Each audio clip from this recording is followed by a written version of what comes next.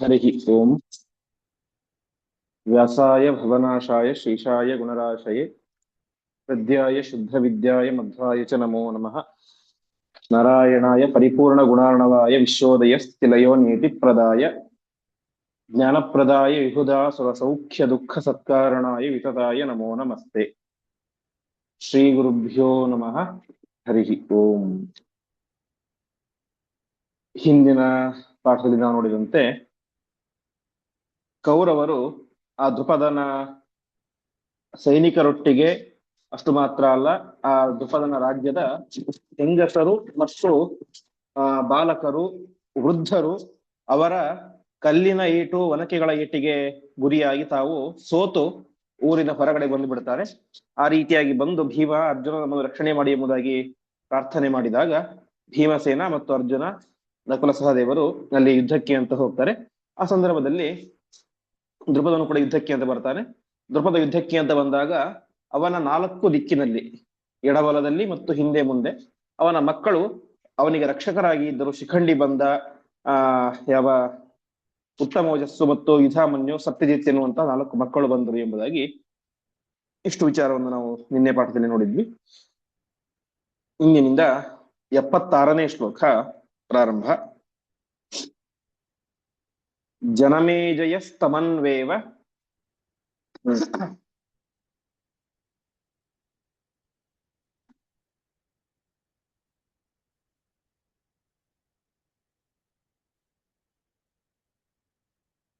ಪೂರ್ವಂ ಚಿತ್ರರಥೋ ಹಿಯಃ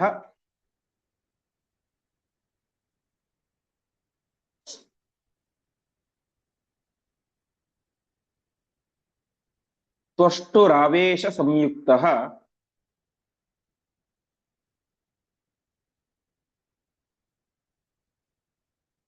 ಸಶರಾನಭ್ಯವರ್ಷತ.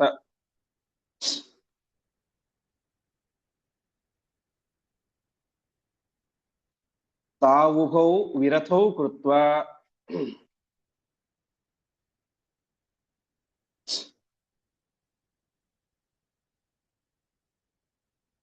ವಿಚಾಪೌ ಚ ವಿವರ್ಮಕೌ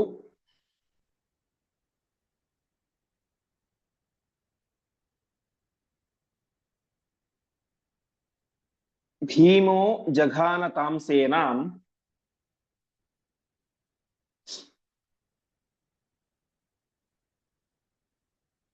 ಸವಾಜಿ ರಥ ಕುಂಜರಾಂ.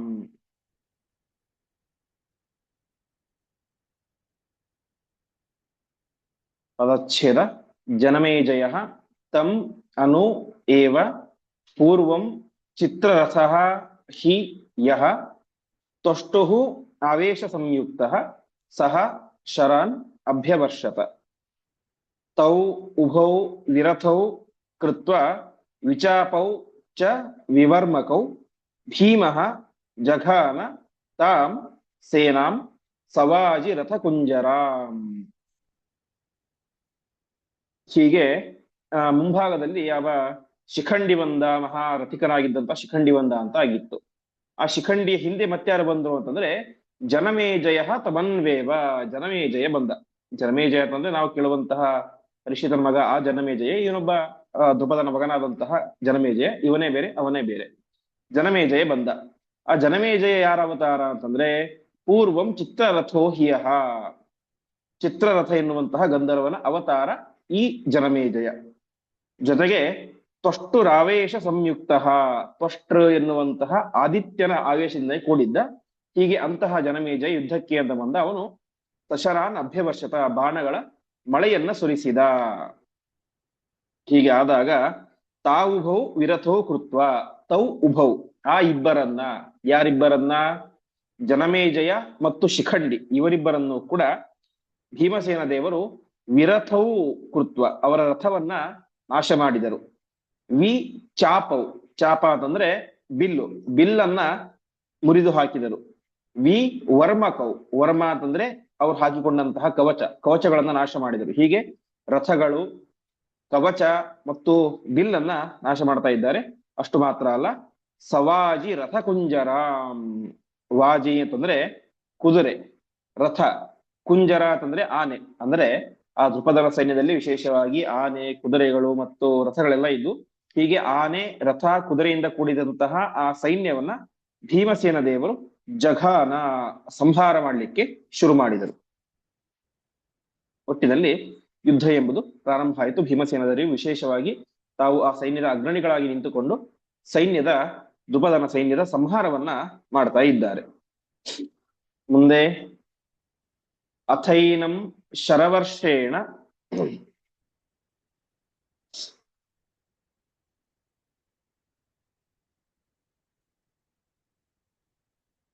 ಯುಧಾಮನ್ಯೋತ್ತಮೌಜಸೌ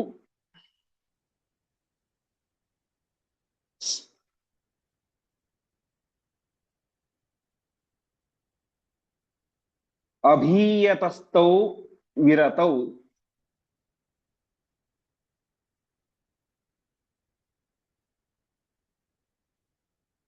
ಚಕ್ರೇ ಭೀಮೋ ನಿರಾಯುಧೌ.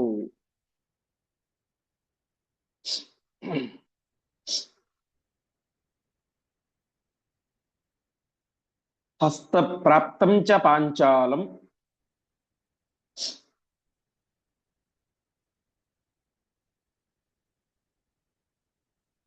ನಾಗ್ರಹೀತ್ಸ ವೃಕೋದರಃ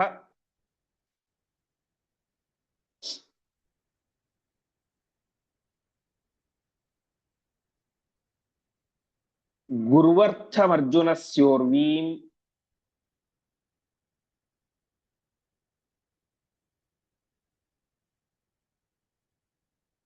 ಪ್ರತಿಜ್ಞಾಂ ಕರ್ತುಮಪ್ಯರತಾಂ.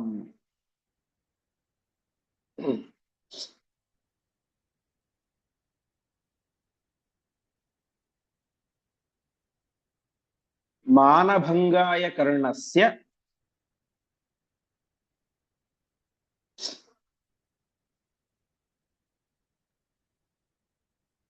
ಪಾರ್ಥಮೇವ ನಿಯೋಜಯತ್.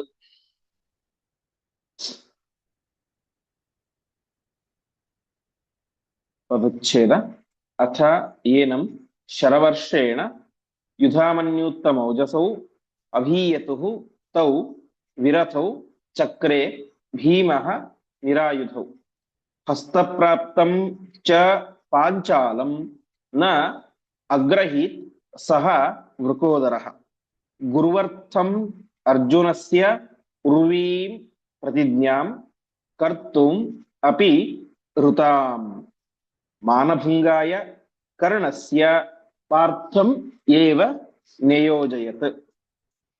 ಅದಾದ ಮೇಲೆ ಅಂದ್ರೆ ಜನಮೇಜಯ ಮತ್ತು ಶಿಖಂಡಿಗಳನ್ನ ನಿಗ್ರಹ ಮಾಡಿದ ಭೀಮಸೇನ ದೇವರು. ಅದಾದ ಮೇಲೆ ಯುಧಾಮನ್ಯು ಮತ್ತು ಉತ್ತಮೋಜಸ್ ಅವರಿಬ್ಬರು ಕೂಡ ಭೀಮಸೇನ ದೇವರ ಮೇಲೆ ಶರವರ್ಷೇಣ ಅಭೀಯತುಹು ಬಾಣಗಳ ವರ್ಷ, ಮಳೆಯನ್ನು ಸುರಿಸ್ತಾ ಬಂದ್ರು. ಆವಾಗ ಭೀಮಸೇನ ದೇವರು ಅವರಿಬ್ಬರನ್ನು ಕೂಡ ವಿರಥೌ ನಿರಾಯುಧೌ, ಅವರ ರಥವನ್ನು ನಾಶ ಮಾಡಿದರು ಮತ್ತು ಅವರನ್ನ ನಿರಾಯುಧರನ್ನಾಗಿ, ಆಯುಧರಹಿತರನ್ನಾಗಿ ಮಾಡ್ತಾ ಇದ್ದಾರೆ. ಈ ಸಂದರ್ಭದಲ್ಲಿ ಅವರ 4 ಮಕ್ಕಳನ್ನ ಸೋಲಿಸಿ ಬಿಟ್ಟಿದ್ದಾರೆ ಭೀಮಸೇನ ದೇವರು. ಹಸ್ತಪ್ರಾಪ್ತಂಚ ಪಾಂಚಾಲಂ, ದ್ರುಪದ ಕೈಗೆ ಸಿಗುವ ಹಂತದಲ್ಲಿ ಇದ್ದಾನೆ. ಇನ್ನು ಒಂದು ಹೆಜ್ಜೆ ಇಟ್ಟರೆ ಅವರ ಕೈಗೆ, ಭೀಮಸೇನ ದೇವರ ಕೈಗೆ ದ್ರುಪದ ಸಿಕ್ಕು ಬಿಡ್ತಾನೆ. ಅವನನ್ನ ಅನಾಯಾಸವಾಗಿ ಬಂಧನ ಮಾಡಿ ದ್ರೋಣಾಚಾರ್ಯರಿಗೆ ಒಪ್ಪಿಸಬಹುದಿತ್ತು ಭೀಮಸೇನ ದೇವರು. ಹಸ್ತಪ್ರಾಪ್ತಂ ಪಾಂಚಾಲಂ, ಆ ದ್ರುಪದನನ್ನ ವೃಕೋದರಃ ನ ಅಗ್ರಹೀತ್, ಭೀಮಸೇನ ದೇವರು ಹಿಡಿದಿಲ್ಲ. ಕೈಗೆ ಸಿಗುವಷ್ಟು ಹತ್ರ ಇದ್ದಾನೆ, ಸುಲಭವಾಗಿ ಸಿಕ್ಕು ಬಿಡುವಂತಿದ್ದಾನೆ. ಆದರೂ ಕೂಡ ಬಂಧನ ಮಾಡಲಿಲ್ಲ, ಹಿಡಿಯಲಿಲ್ಲ. ಯಾಕೆ ಹಿಡಿಲಿಲ್ಲ ಅಂತಂದ್ರೆ ಅರ್ಜುನಸ್ಯ ಗುರುವರ್ಥಂ ಉರ್ವೀಂ ಪ್ರತಿಜ್ಞಾಂ ಋತಾಂ ಕರ್ತುಂ, ಅರ್ಜುನನಿಗೋಸ್ಕರ ಬಿಟ್ಟಿರುವಂತೆ. ಯಾಕೆಂದ್ರೆ ಅರ್ಜುನ ಏನ್ ಮಾಡಿದ್ದ, ತನ್ನ ಗುರುಗಳಿಗೋಸ್ಕರ, ಗುರುವರ್ಥಂ ತನ್ನ ಗುರುಗಳಾದಂತಹ ದ್ರೋಣಾಚಾರ್ಯರಿಗೋಸ್ಕರ ತಾನೇನ್ ಮಾಡಿದ್ದ, ಉರ್ವೀಂ ಪ್ರತಿಜ್ಞಾಂ ದೊಡ್ಡ ಒಂದು ಪ್ರತಿಜ್ಞೆಯನ್ನ ಮಾಡಿದ್ದ. ಏನಂತ, ಗುರುದಕ್ಷಿಣೆಯನ್ನ ಸಮರ್ಪಣೆ ಮಾಡ್ತೇನೆ, ದ್ರುಪದನನ್ನು ಬಂಧನ ಮಾಡ್ತೇನೆ ಅಂತ. ಹಾಗಾಗಿ ಇಲ್ಲೇನಾಗಿತ್ತು, ಆ ಒಂದು ಪ್ರತಿಜ್ಞೆಯನ್ನ ಋತಾಂ ಕರ್ತುಂ, ಸತ್ಯ ಮಾಡಬೇಕು, ಅರ್ಜುನನ ಮಾತು ಸತ್ಯ ಮಾಡಬೇಕು. ಅಂದ್ರೆ ತಮ್ಮನಾದಂತಹ ಸಹೋದರನಾದಂತಹ ಅರ್ಜುನನ ಮೇಲೆ ಭೀಮಸೇನ ದೇವರಿಗೆ ವಿಶಿಷ್ಟವಾದಂತಹ ಪ್ರೀತಿ. ಮತ್ತು ಹಿಂದೆ ನಾವು ಕೇಳಿದಂತೆ ಅರ್ಜುನನನ್ನ ಮಂಚೂಣಿಯಲ್ಲಿ ನಿಲ್ಲಿಸಬೇಕು, ಅರ್ಜುನನ ಮೂಲಕ ಕರ್ಣನನ್ನ ಕೊಲ್ಲಿಸಬೇಕು, ಅರ್ಜುನನ ಕೀರ್ತಿ ಜಗತ್ತಿನಲ್ಲಿ ಎಲ್ಲ ಕಡೆ ಹರಡಬೇಕು, ಅರ್ಜುನನ ಉತ್ಕರ್ಷ ಎಲ್ಲರಿಗೂ ಗೊತ್ತಾಗಬೇಕು. ಈ ಒಂದು ಹಿನ್ನೆಲೆಯಲ್ಲಿಯೂ ಕೂಡ ಮತ್ತು ಅವನ ಪ್ರತಿಜ್ಞೆ ನಿಜ ಆಗಬೇಕು ಅಂತ ಹಿನ್ನೆಲೆಯಲ್ಲಿ ಅವರೇನ್ ಮಾಡಿದ್ರು, ತಮಗೆ ದೃಪದ ಕೈಗೆ ಸಿಗುವಂತಿದ್ದರೂ ಕೂಡ ಭೀಮಸೇನ ದೇವರು ತಾವು ಅವನನ್ನು ಹಿಡಿಲಿಲ್ಲ. ಇದು ಒಂದು ಕಾರಣ. ಇನ್ನೊಂದು ಕಾರಣ ಕರ್ಣಸ್ಯ ಮಾನಭಂಗಾಯ, ಕರ್ಣನಿಗೆ ಆಗದೇ ಇರುವಂತಹ ಕೆಲಸವನ್ನ ಅರ್ಜುನ ಮಾಡಿದ್ದಾನೆ ಅಂತ ಕರ್ಣನ ಮಾನ ಹಾನಿ ಆಗಬೇಕು. ಈ ಒಂದು ಹಿನ್ನೆಲೆಯಲ್ಲಿಯೂ ಕೂಡ ಭೀಮಸೇನ ದೇವರು ಏನ್ ಮಾಡಿದ್ರು, ತಾವು ದ್ರುಪದನನ್ನ ಬಂಧನ ಮಾಡದೇನೆ ಪಾರ್ಥಮೇವ ನೇಯೋಜಯಿತು, ಅರ್ಜುನನನ್ನೇ ನೀನು ಈ ಒಂದು ಬಂಧನವನ್ನು ಮಾಡುವಂತ ಅವನನ್ನ ಮುಂದೆ ಬಿಟ್ಟರು ಭೀಮಸೇನ ದೇವರು. ಮುಂದೆ ಸಶರಾನ್ ಕ್ಷಿಪತಸ್ತಸ್ಯ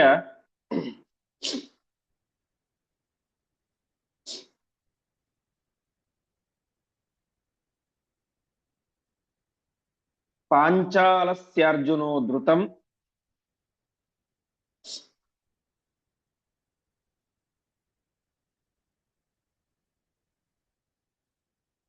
ಉಪ್ಲುವೆ ಸ್ಯಂದನೆ ಚಾಪಂ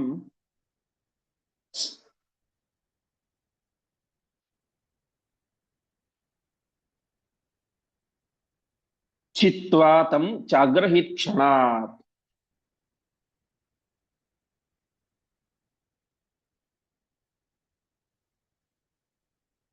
ಸಿಂಹೋ ಮೃಗಮಿವಾದಾಯ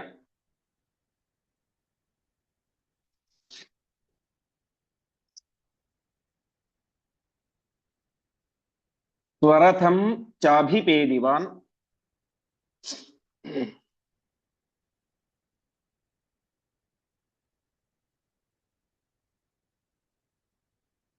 ಅಥ ಪ್ರಕುಪಿತಂ ಸೈನ್ಯಂ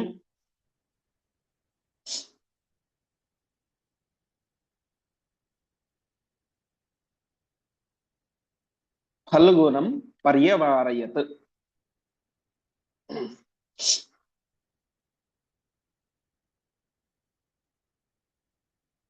ಪದಚ್ಛೇದ. ಸಹ ಕ್ಷರಾನ್ ಕ್ಷಿಪತಃ ತಸ್ಯ ಪಾಂಚಾಲಸ್ಯ ಅರ್ಜುನಃ ಧೃತಂ ಉಪ್ಲುವೆ ಸ್ಯಂದನೆ ಚಾಪಂ ಛಿತ್ವಾ ತಂ ಚ ಅಗ್ರಹೀತ್ ಕ್ಷಣಾತ್. ಸಿಂಹಃ ಮೃಗಂ ಇವ ಆದಾಯ ಸ್ವರತಂ ಚ ಅಭಿಪೇದಿವಾನ್ ಅಥ ಪ್ರಕುಪಿತಂ ಸೈನ್ಯಂ ಫಲ್ಗುನಂ ಪರ್ಯವಾರಯತ್. ಅರ್ಜುನನಿಗೆ ಹೇಳಿದ, ನೀನು ಮುಂದೆ ಹೋಗಿ ದ್ರುಪದನನ್ನ ಬಂಧನ ಮಾಡುವಂತ. ಆ ಸಂದರ್ಭದಲ್ಲಿ ಆ ಪಾಂಚಾಲ ದ್ರುಪದ ಶರಾನ್ ಕ್ಷಿಪತಃ ಬಾಣಗಳನ್ನ ಅರ್ಜುನನ ಮೇಲೆ ಪ್ರಯೋಗ ಮಾಡ್ತಾ ಇದ್ದ.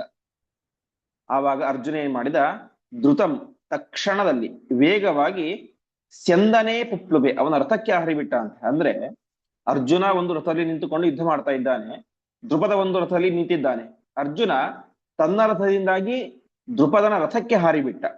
ಹಾರಿ ಏನ್ ಮಾಡಿದ, ಚಾಪಂ ಚಿತ್ವ, ಚಾಪ ಅಂದ್ರೆ ಬಿಲ್ಲು, ಆ ದ್ರುಪದನ ಬಿಲ್ಲನ್ನ ಚಿತ್ವ ಕತ್ತರಿಸಿ ಕ್ಷಣಾತ್ ಅಗ್ರಹೀತ್, ತತ್ಕ್ಷಣದಲ್ಲಿ ದ್ರುಪದನ ಬಂಧನವನ್ನು ಮಾಡಿದ ವೀರನಾದಂತಹ ಅರ್ಜುನ.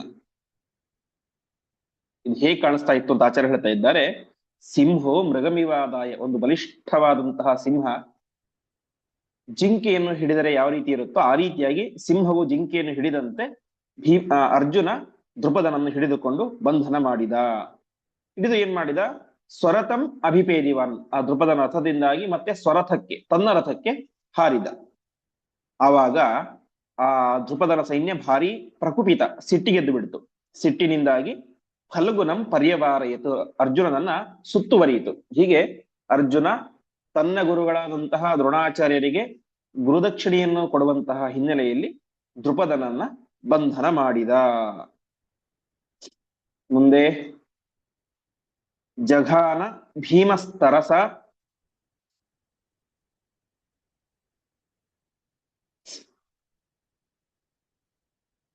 ತತ್ಸೈನ್ಯಂ ಶರವೃಷ್ಟಿವಿಃ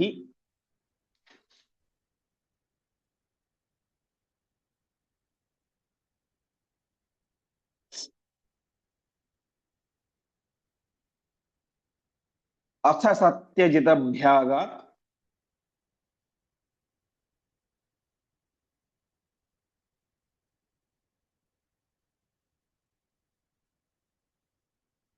ಪಾರ್ಥಂ ಮುಂಚನ್ ಶರಾನ್ ಬಹೂನ್.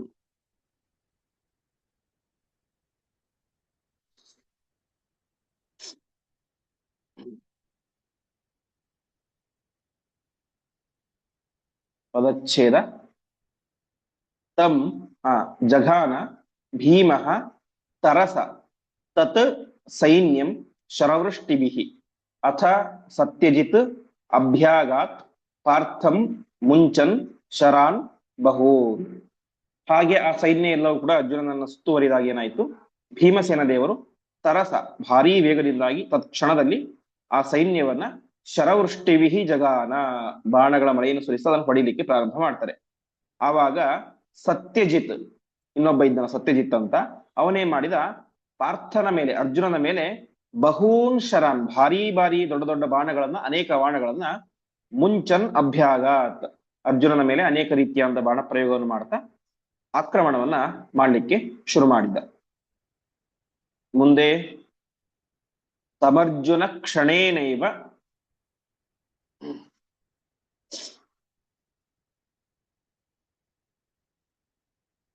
ಚಕ್ರೇ ವಿರಥ ಕಾರ್ಮುಕಂ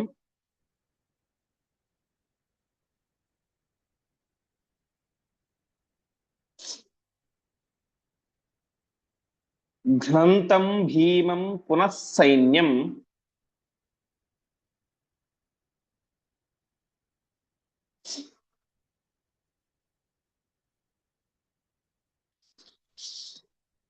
ಅರ್ಜುನಃ ಪ್ರಾಹ ಮಾ ಭವಾನ್.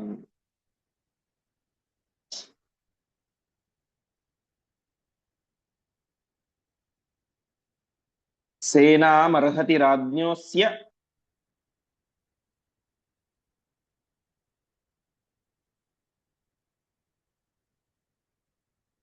ವೀರಹಂತುಮಶೇಷತಃ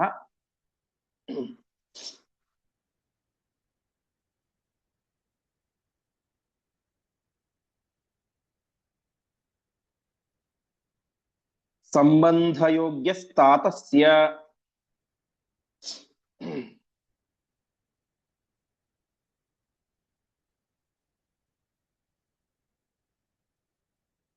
ಸಖಾಯಂನಃ ಸುಧಾರ್ಮಿಕಃ.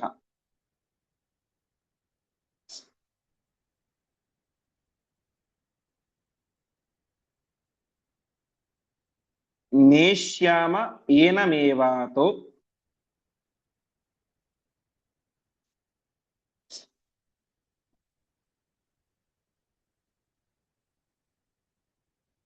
ಗುರೋರ್ವಚನ ಗೌರವಾತ್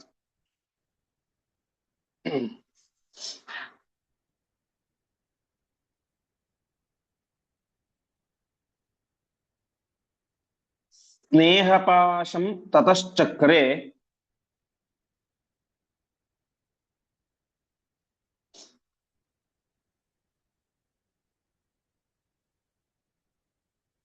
ಬೀಭತ್ಸೌ ದೃಪದೋಧಿಕಂ.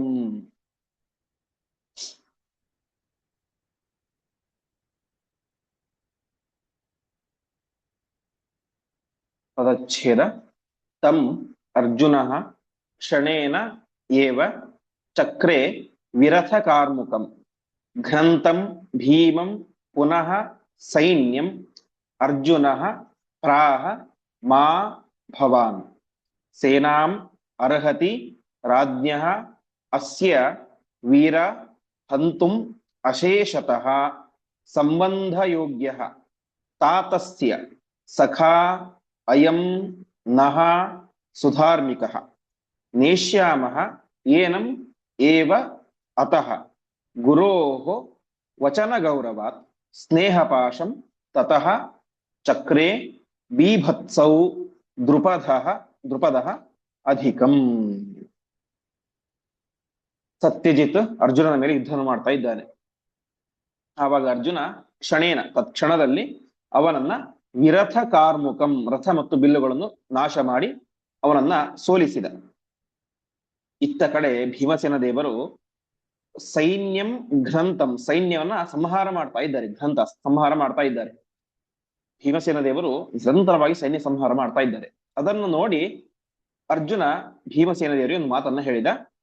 ಮಾ ಸೇನಾ ಅರ್ಹತಿ ಹಂತುಂ. ಭೀಮಸೇನ, ನೀನು ವೀರ, ನೀನು ಮಹಾವೀರ, ವೀರನೇ, ನೀನು ಈ ಸೈನ್ಯವನ್ನ ನಾಶ ಮಾಡೋದು ಬೇಡ, ಪೂರ್ತಿಯಾಗಿ ನಾಶ ಮಾಡೋದು ಬೇಡ. ಯಾಕೆ ಮಾಡೋದು ಬೇಡ ಅಂತ ಅರ್ಜುನ ಹೇಳ್ತಾ ಇದ್ದಾನೆ. ಏಷಃ ಸಂಬಂಧ ಯೋಗ್ಯ. ಈ ದೃಪದ ನಮಗೇನು ವೈರಿ ಅಲ್ಲ, ಶತ್ರು ಅಲ್ಲ. ಇವನು ಸಂಬಂಧ ಯೋಗ್ಯ, ಸಂಬಂಧ ಬೆಳೆಸಲಿಕ್ಕೆ ಯೋಗ್ಯನಾದಂತಹ ವ್ಯಕ್ತಿ. ಅಂದ್ರೆ ಮುಂದೆ ಆಗುವಂತ ದ್ರೌಪದಿಯ ವಿವಾಹಕ್ಕೆ ನಾಂದಿಯನ್ನ ಹಾಡ್ತಾ ಇದ್ದಾರೆ. ಇವನು ಅತ್ಯಂತ ಯೋಗ್ಯನಾದಂತಹ ವ್ಯಕ್ತಿ. ಎಷ್ಟು ಯೋಗ್ಯ ಅಂತಂದ್ರೆ, ಇವನೊಟ್ಟಿಗೆ ಸಂಬಂಧವನ್ನು ಬೆಳೆಸಿದರೆ ತುಂಬಾ ಒಳ್ಳೇದಾಗುತ್ತೆ ನನಗೆ ಅನಿಸ್ತಾ ಇದೆ. ಹೀಗೆ ಸಂಬಂಧ ಬೆಳೆಸಲಿಕ್ಕೆ, ನಮಗೆ ಬಂಧುವಾಗಲಿಕ್ಕೆ ಅತ್ಯಂತ ಯೋಗ್ಯನಾದಂತಹ ವ್ಯಕ್ತಿ. ಅಷ್ಟು ಮಾತ್ರ ಅಲ್ಲ, ಇವನು ತಾತಸ್ಯ ಸಖ, ನಮ್ಮ ತಂದೆಯ ಅರ್ಥಾತ್ ಪಾಂಡು ಮಹಾರಾಜನ ಸ್ನೇಹಿತನು ಕೂಡ ಆಗಿದ್ದ ಈ ದೃಪದ. ಅಯಂ ತಾತಸ್ಯ ಸಖ, ನಹ ತಾತಸ್ಯ ಸಖ, ನಹ ಅಂದ್ರೆ ನಮ್ಮ ಅಂತ, ನಮ್ಮ ತಂದೆಯ ಸ್ನೇಹಿತನೂ ಆಗಿದ್ದಾನೆ. ಸಂಬಂಧ ಬೆಳೆಸಲಿಕ್ಕೆ ಯೋಗ್ಯನಾಗಿದ್ದಾನೆ, ನಮ್ಮ ತಂದೆಯ ಸ್ನೇಹಿತನೂ ಆಗಿದ್ದಾನೆ. ಅಷ್ಟು ಮಾತ್ರ ಅಲ್ಲ, ಸುಧಾರ್ಮಿಕ, ಬರೀ ಧಾರ್ಮಿಕ ಅಲ್ಲ, ಅತ್ಯಂತ ಧಾರ್ಮಿಕರಾದಂತಹ ವ್ಯಕ್ತಿಯಾಗಿದ್ದಾನೆ. ಹಾಗಾಗಿ ನಮ್ಮ ಉದ್ದೇಶ ಏನು? ಗುರೋಹೋ ವಚನ ಗೌರವ, ಗುರುಗಳ ಮಾತಿನ ಮೇಲಿನ ಗೌರವದಿಂದಾಗಿ ಇವನನ್ನ ಬಂಧನ ಮಾಡಿ ಕರೆದುಕೊಂಡು ಬೇಕು, ಅಷ್ಟೇ ನಮ್ಮ ಉದ್ದೇಶ. ಸೈನ್ಯವನ್ನು ಸಂಹಾರ ಮಾಡೋದು ಬೇಡ ಅಂತ ಈ ರೀತಿಯಾದಂತಹ ಮೃದುವಾದಂತಹ ಮಾತುಗಳನ್ನ, ಸಹಜವಾದಂತಹ ಅಂತಃಕರಣಪೂರಿತವಾದಂತಹ ಮಾತುಗಳನ್ನ ಅರ್ಜುನ ಭೀಮಸೇನ ದೇವರಿಗೆ ಹೇಳಿದ. ನೇಷ್ಯಾಮ ಏನಂ, ನಮ್ಮ ಉದ್ದೇಶ ಇವನನ್ನ ಕರೆದುಕೊಂಡು ಹೋಗೋದು. ಹಾಗಾಗಿ ನಾವೇನ್ ಮಾಡೋಣ? ನೇಷ್ಯಾಮ, ಇವನನ್ನ ಬಂಧನ ಮಾಡಿ ಕರೆದುಕೊಂಡು ಹೋಗೋಣ ಅಂತ ಈ ರೀತಿಯಾದಂತಹ ಮಾತನ್ನ ಭೀಮಸೇನ ದೇವರಿಗೆ ಅರ್ಜುನ ಹೇಳಿದ. ಇದನ್ನ ಅಲ್ಲಿಯೇ ನಿಂತುಕೊಂಡಂತಹ ದ್ರುಪದ ಕೇಳಿಸಿಕೊಂಡಾಗ ಏನಾಯ್ತು? ಬೀಭತ್ಸವ್ ಅಂದ್ರೆ ಅರ್ಜುನನ ಮೇಲೆ ಈ ದ್ರುಪದನಿಗೆ ಅಧಿಕಂ ಸ್ನೇಹ ಭಾಷಂ ಚಕ್ರಿ, ಭಾರಿ ಸ್ನೇಹ ಉಂಟಾಗ್ಬಿಡ್ತು ಅಂತೆ. ಅಂದ್ರೆ ತನ್ನನ್ನ ಇವನು ಬಂಧನ ಮಾಡಿದ್ದಾನೆ ಎನ್ನುವಂತಹ ಸಿಟ್ಟಿಗಿಂತಲೂ ಕೂಡ ಅವನ ಆ ಒಂದು ಸರಳವಾದಂತಹ ಮಾತುಗಳು, ಮೃದುವಾದಂತಹ ಮಾತುಗಳನ್ನು ಕೇಳಿ ಅರ್ಜುನನ ಮೇಲೆ ಭಾರೀ ಪ್ರೀತಿ ಉಂಟಾಯಿತು. ಆ ಭಾರೀ ಪ್ರೀತಿ ಏನೇ ಮುಂದೆ ಆ ಒಂದು ದ್ರೌಪದಿಯ ವಿವಾಹ ಸಂದರ್ಭದಲ್ಲೂ ಕೂಡ ಅರ್ಜುನನ ಮೇಲೆ ಒಲವು ಹೆಚ್ಚಾಗಲಿಕ್ಕೆ ಕಾರಣ ಆಯಿತು ಎಂಬುದಾಗಿ ಹೇಳ್ತಾ ಇದ್ದಾರೆ. ಈ ರೀತಿಯಾಗಿ ಅರ್ಜುನನ ಮೇಲೆ ದ್ರುಪದನಿಗೆ ಭಾರೀ ಸ್ನೇಹ ಉಂಟಾಯಿತು. ಮುಂದೆ ತತಸ್ಸೇನಾಂ ವಿಹಾಯೈವ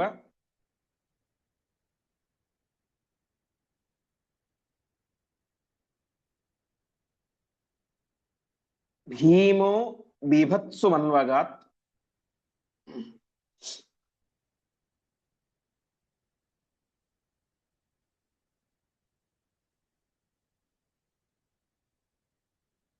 ಮುಕ್ತಾ ಕಥಂಚಿತ್ ಭೀಮಾ ಸ್ಯಾತ್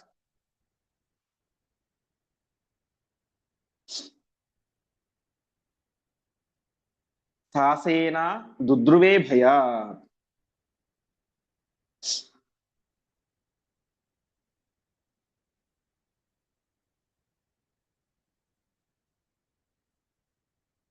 ಪದಚ್ಛೇದ.